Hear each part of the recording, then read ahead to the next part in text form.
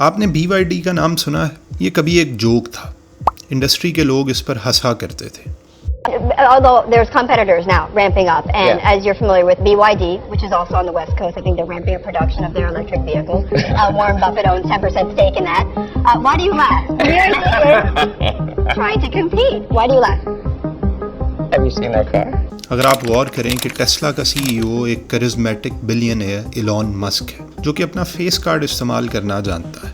دوسری طرف BYD کا CEO بالکل اپوزٹ، ایک ہمبل مین، ایک سابقہ گورنمنٹ امپلائی جس کے پاس نہ ہی کوئی آٹو موبائل کی ڈگری تھی اور نہ ہی ٹیکنالوجی کا کوئی بیک گراؤنڈ، یہاں تک کہ اس نے اپنی پوری زندگی میں ایک ٹیک پروڈکٹ بھی نہیں بنائی. جب 2021 میں ٹیسلا نے 9,30,000 کارز بیچیں جن کا ٹوٹل ریونیو $58.82 بلین تھا، تو BYD نے صرف 5,90,000 کارز سیل کی اور ٹوٹل ریونیو بنایا $32.75 billion.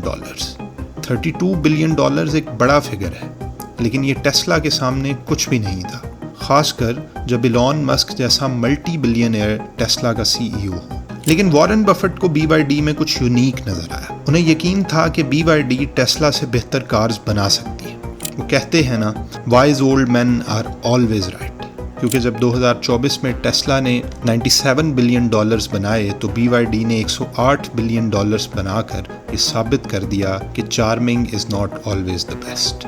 BYD is a young and promising company experiencing dynamic growth, a leader in innovation and technology. سوال یہ ہے کہ ایک گورنمنٹ ریسرچر نے دنیا کے موسٹ فیمس انوویٹر کو کیسے پیچھے چھوڑا، اور ایک کمپنی جس کا کچھ عرصہ پہلے تک مذاق بنایا جاتا تھا دنیا کی سب سے بڑی الیکٹرک وہیکل بنانے والی کمپنی کیسے بنی؟ وہ کیا فارمولا ہے جس نے BYD پر ہنسنے والے ایلون مسک کو بھی ٹف ٹائم دیا، اور سب سے امپورٹنٹ وہ کون سے بزنس لیسنز ہیں جو کہ ہم BYD سے سیکھ سکتے ہیں؟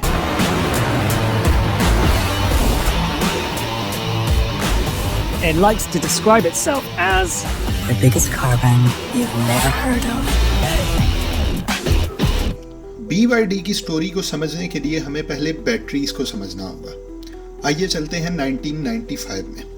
اس وقت کی گلوبل بیٹری مارکیٹ صرف کنگ پلیئرز کا کھیل تھی. اس بزنس کو صرف سٹارٹ کرنے کے لیے اس وقت $1.75 ملین کی ضرورت پڑتی تھی، اور اس انڈسٹری میں جاپانی کمپنیز جیسا کہ سونی اور سانیو پیناسونک کا راج تھا. اب سوال یہ بنتا ہے کہ یہ کھیل تو امیر لوگوں کا تھا، اس میں ایک کمزور آدمی کا کیا کام؟ اسے تو اپنے گھر والوں کی روزی روٹی کی فکر ہونی چاہیے. لیکن وینگ مڈل کلاس ضرور تھا، مگر وہ ایک جینیس بھی تھا. اس نے نوٹس کیا کہ گلوبل بیٹری مارکیٹ نکل کیڈمیم بیٹریز سے لیتھیم آئن بیٹریز پر شفٹ ہو رہی ہے، اور اس کی 3 بڑی وجوہات تھیں. پہلی کہ لیون بیٹریز زیادہ انرجی سٹور کر سکتی تھی. جہاں لیون بیٹری کی کیپیسٹی 260 واٹ آور پر کلو گرام تھی، تو نکل بیٹری کی کیپیسٹی صرف 50 واٹ آور پر کلو گرام تھی. مطلب کہ لیون بیٹری کی کیپیسٹی نکل کیڈمیم سے کم از کم 5 گنا زیادہ تھی. اسی وجہ سے ماڈرن ڈے فونز اور بہت سی اپلائنسز لیون بیٹریز کو استعمال کرتی ہیں. اس سے اپلائنسز کا وزن بھی کم رہتا ہے اور پاور بھی زیادہ بڑھ جاتی ہے. دوسری، نکل کیڈمیم بیٹریز اپنی کیپیسٹی بھی جلد لوز کر جاتی تھی. تیسری وجہ تھی کیڈمیم، جو کہ ایک ٹاکسک ہیوی میٹل ہے. اس سے انوائرمنٹ اور ورکرز دونوں کو نقصان پہنچتا ہے. لیکن لیتھیم انوائرمنٹ کے لیے بھی سیف ہے اور لیس ٹاکسک بھی ہے. اب آپ خود فیصلہ کریں کہ اگر آپ کو صرف ایک موقع ملے تو آپ کس میں انویسٹ کریں گے؟ ظاہر ہے لیتھیم آئن بیٹریز میں، کیونکہ یہ کافی پریڈکٹیبل تھا کہ فیوچر لیون بیٹریز کا ہے. لیکن وینگ نے اس کا بالکل اپوزٹ کیا. اس نے اپنے کزن سے لون لے کر سارا پیسہ ایک نکل کیڈمیم فیکٹری میں لگا دیا. سوال یہ بنتا ہے کہ وہ ایسا کیوں کرے گا؟ کیونکہ جب سونی اور سانیو لیون بیٹریز بنا رہے تھے تو بہت سی بڑی کمپنیز جیسا کہ IBM ابھی تک نکل کیڈمیم بیٹریز استعمال کرتی تھی. تو وینگ نے اس مارکیٹ سپیس کو کور کرنے کے لیے ایک نکل کیڈمیم فیکٹری لگا دی. جب Japanese factories cutting edge technology استعمال کرتی تھیں تو وینگ نے ادھر بھی بالکل الٹا کام کیا. اس نے سوچا کہ جاپان کے پاس ٹیکنالوجی ہے، لیکن چائنا کا سب سے بڑا ایج اس کی سستی لیبر ہے. اگر آپ فگرز کو دیکھیں تو 1995 میں جاپان میں منیمم ویج $190 پر منتھ تھی اور چائنا میں صرف $25. لیکن وینگ صرف یہاں نہیں رکا. بات یہ ہے کہ نکل کیڈمیم بیٹری بنانے کے لیے بالکل ڈسٹ پروف رومز ہونا ضروری ہے. क्योंकि कैडमियम एक टॉक्सिक और हाईली रिएक्टिव मेटल है। मतलब एक छोटा सा डस्ट पार्टिकल भी उसे ख़राब कर सकता है या आग भी लगा सकता है। इसके अलावा वर्कर्स को ग्लव्स और फुल बॉडी सूट्स पहनना पड़ते हैं। यहाँ तक कि सांस का मॉइस्चर भी बैटरी को ख़राब कर सकता है। इसलिए वर्कर्स और बैटरी दोनों को प्रोटेक्ट करने के लिए super clean dust proof rooms का होना ज़रूरी है। उन रूम्स को क्लीन रूम्स भी कहा जाता है। क्लीन रूम्स की सफाई का अंदाज़ा इस बात से लगाएं कि जहाँ आम हवा में 3.5 करोड़ पार्टिकल्स पर स्क्वायर क्यूबिक मीटर होते हैं, तो इन रूम्स में सिर्फ 3520 पार्टिकल्स पर क्यूबिक मीटर ही हो सकते हैं। मतलब 99.99% क्लीन। वैंग ने एक सिंपल लॉजिक पर अमल किया। आप खुद सोचें, अगर आप चाहते हैं कि आपके पाँव गंदे ना हों, तो क्या आप पूरी दुनिया पर कालीन बिछाएंगे या सिर्फ जूते पहनेंगे? जाहिर है जूते पहनेंगे। वैंग ने भी ऐसा ही किया। उसने एक क्लीन रूम बनाने की बजाय क्लीन बॉक्सेस बनाना शुरू किए। मतलब एक ऐसा बॉक्स जिसके अंदर एनवायरनमेंट बिल्कुल क्लीन रूम्स वाला हो, वर्कर्स अपने हाथ अंदर डालें और बैटरीज को असेंबल करें, लेकिन पूरी फैक्ट्री को क्लीन रूम बनाने की ज़रूरत ना पड़े। इन्हीं कॉस्ट इफेक्टिव बैटरीज की वजह से BYD को बड़ी कंपनीज जैसा कि नोकिया और मोटरोला के कॉन्ट्रैक्ट्स मिलना शुरू हो गए। 2002 आते आते BYD का मार्केट शेयर 31% तक पहुंच गया था। अब अगर आप एक गवर्नमेंट जॉब छोड़कर बैटरीज का कारोबार शुरू करें और हर साल मिलियंस ऑफ डॉलर्स बनाना शुरू कर दें तो यकीनन आप खुश होंगे। लेकिन वैंग खुश नहीं था। उसे पता था कि ये तरक्की टेम्पररी है और ज़्यादा देर तक कायम नहीं रहेगी, क्योंकि फ्यूचर तो लियोन बैटरीज का था और वैंग निकल कैडमियम बैटरीज बना रहा था। उस वक्त वैंग ने अपनी ज़िंदगी का सबसे बड़ा फैसला लिया। उसने सोचा कि वो एक गाड़ी बनाएगा, जो कि उसने बनाई भी, लेकिन वो गाड़ी काफ़ी हल्की थी और BYD ने गाड़ियाँ 10 साल तक बनाई। इसी दौरान Tesla cutting edge products launch कर रही थी और अमेरिकी EV मार्केट की वाहिद बड़ी खिलाड़ी थी। और फिर टेस्ला चीन में भी लॉन्च हुई और देखते देखते अरबों डॉलर्स की कंपनी बन गई। BYD पर लोग अभी तक हंस रहे थे कि ना उनके पास इंजन टेक्नोलॉजी थी, ना ही कोई अपना इंजन डिज़ाइन। उनका हर मॉडल तकरीबन नाकाम हुआ। Some journalists joked about how the front of the BYD car looked like a Toyota Corolla and the back looked like a Chevrolet Optra. Others were filming the doors of the cars not shutting correctly. हालांकि BYD ने separately अपनी electric buses भी launch की, लेकिन वो भी कामयाब ना हो सकी। सब कुछ इतना खराब चल रहा था तो जलती पर तेल का काम किया कोरोना वायरस ने। जब कोविड-19 आया तो लोगों ने गाड़ियां खरीदना बंद कर दी और BYD, जिनके 2,24,000 मुलाजमीन थे, उनकी तनख्वाहें देना कोई आसान काम नहीं था।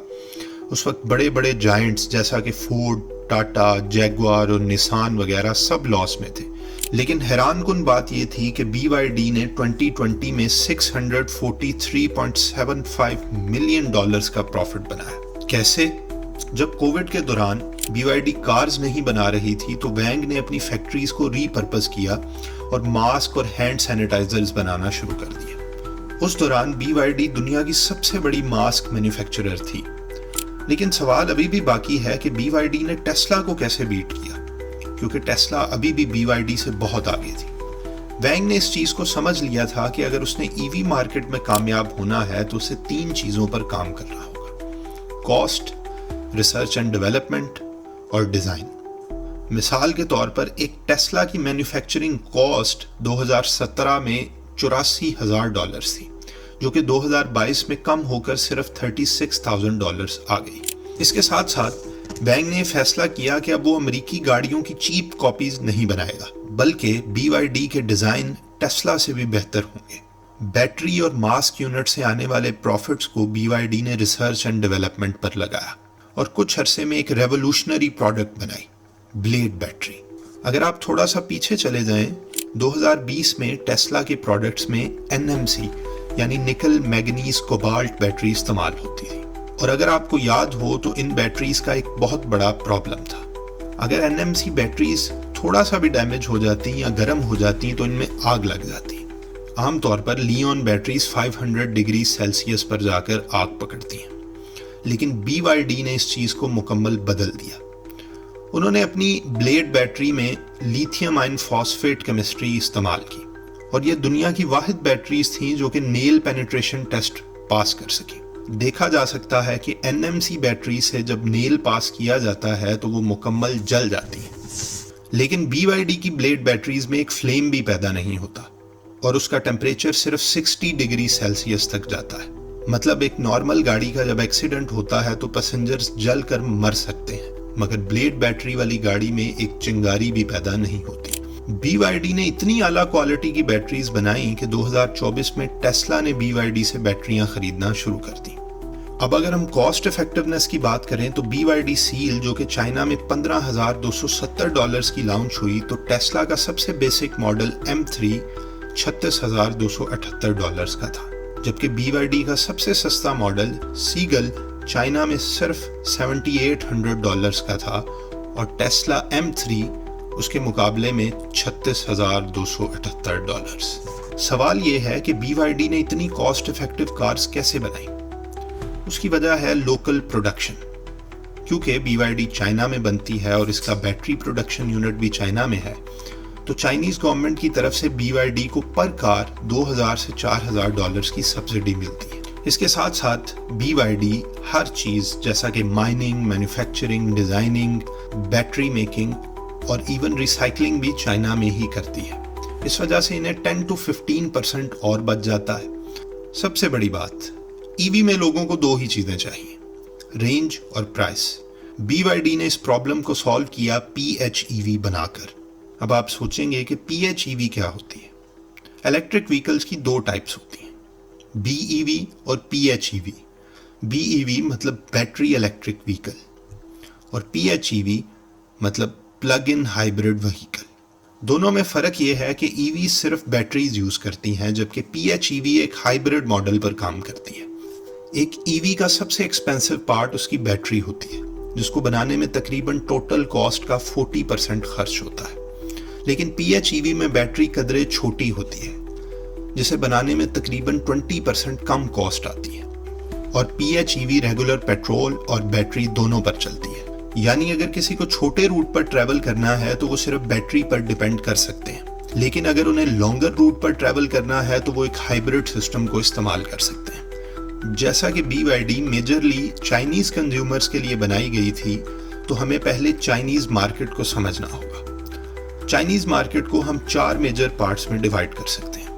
23 ملین پیپل جن کی انکم $18,000 سے زیادہ ہے، 242 ملین پیپل جن کی انکم $7,300 سے لے کر $18,000 تک ہے، 493 ملین پیپل جن کی انکم $3,650 سے لے کر $7,300 تک ہے اور 645 ملین پیپل جن کی انکم $3,650 یا اس سے کم ہے. اس طرح سے دیکھا جائے تو BYD کی مارکیٹ 758 ملین پیپل کو ٹارگٹ کرتی ہے اور ٹیسلا کا ٹارگٹ صرف 265 ملین لوگ ہیں. اس طرح سے وینگ نے ایک بڑی مارکیٹ کو کیپچر کیا اور BYD کے نئے ماڈلز کچھ اس طرح کے دکھتے ہیں. No, I don't take shit. I got no love for the fakeness. If you wanna play tough and wanna hate this, I'll always show up and make a statement. I don't ever slow up. No, I don't take shit. I got no love for the fakeness. وینگ نے کسی charming اور out of the box strategy پر کام نہیں کیا. جب دنیا اس پر ہنس رہی تھی تو وہ اپنے پروجیکٹس کے لیے پیسے جمع کر رہا تھا. اسی طرح چلتے چلتے وینگ نے چائنیز ہسٹری کی سب سے بڑی کمپنیز میں سے ایک کھڑی کی اور وہ BYD جس پر لوگ کبھی ہنستے تھے اس کی ترقی کو آج ایک کیس سٹڈی کے طور پر لیا جاتا ہے. یہ تھی BYD کی کہانی اور اس میں ہم سب کے لیے 3 بزنس لیسنز ہیں. 1. گلوری اور چارم ہمیشہ بیسکس کو اسٹرانگ کرنے کے بعد آتا ہے. 2. کارز کے بزنس کو ماسٹر کرنے سے پہلے وینگ نے اس بورنگ کام کو ماسٹر کیا جس میں وہ اچھا تھا. اینڈ 3. انوویشن ہمیشہ بڑی بڑی چیزیں ایجاد کرنے سے نہیں ہوتی بلکہ کبھی کبھی صرف سمپل پرابلمز کو حل کرنا ہی انوویشن کے لیے کافی ہوتا ہے. اور last but not the least, subscribe.